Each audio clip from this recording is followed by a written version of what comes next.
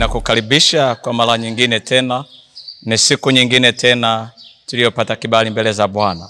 Ninakusalimu wewe ulioko kokote kule kwa dunia hii. Mungu akubariki. Tunaendelea na ujumbe wetu ya kwamba ukimtegemea sana ndugu yako utaishia pabaya. Ukimtegemea rafiki yako utaishia pabaya. Ngoja nisome katika kile kitabu cha Ezekiel 37:1 mpaka ule mstari wa 4.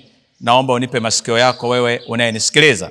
Ndiyo, mkono wa Bwana ulikuwa juu yangu, naye akanichukua nje katika roho ya Bwana, akaniweka chini katikati ya bonde, nalo limejaa mifupa. Akanipitisha karibu nayo pande zote, na tazama palikuwa na mifupa mingi katika ule uwanda, nayo tazama ilikuwa mikavu sana. Akaniambia, mwanadamu, je, mifupa hii yaweza kuishi? Nami nikajibu, Bwana Mungu, wajua wewe. Akaniambia tena, toa unabii juu ya mifupa hii, uiambie, enyi mifupa mikavu, lisikieni neno la Bwana. Watu wa Mungu, haleluya, mnaonisikiliza. Ni kitu cha ajabu ambacho nataka nikueleze siku ya leo. Nataka kwanza nikupe tahadhari. Wewe unemtegemea ndugu yako au rafiki yako, usipitilize. Naomba ujifunze juu ya jambo hili. Angalia madhara utakayoyapata pindi unayemtegemea akiondoka. Hujanielewa? Nasema hivi, hujanielewa. Madhara utakayoyapata huyo unayemtegemea akikuacha ghafla, au akiondoka ghafla, au akifa ghafla, kilio chako kitakuwa kikubwa sana. Kule nyumbani kuna msemo, kuna ndege moja anaitwa kinyawawa. Utalia kilio cha kinyawawa. Kule Bukoba kuna ndege moja anaitwa nyawawa. Utalia kilio hicho. Si kwa kifa. Utalia kilio cha ajabu sana, maana tumaini lako lote uliliweka kwa huyo mtu.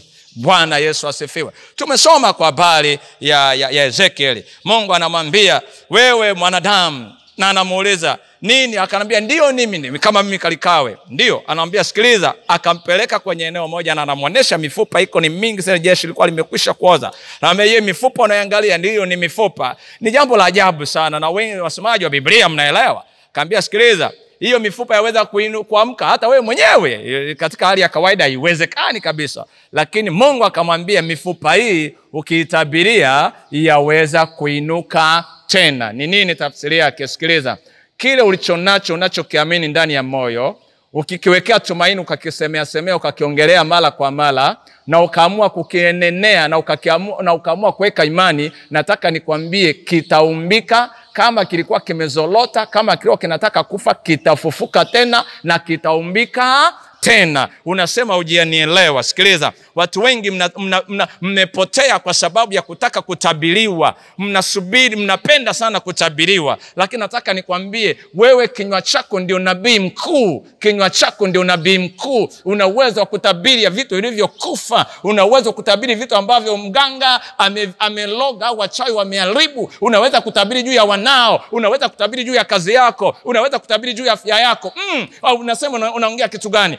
Biblia iko wazi, maana imeandikwa imani chanzo chake ni nini? Ni kusikia, na kusikia hoja kwa neno la nani? La Kristo. Unasema naongea kitu gani, mcho wa Mungu? Sikiliza, pasipokuwa na imani hakuna la kupendeza wewe. Kila anayekuja kwako amini kwamba upo. Mwisho nataka nikwambie, utakufa, utalia kinyawawa. Endelea kumtegemea Mungu, endelea kutegemea ndugu yako, na Mungu akubariki.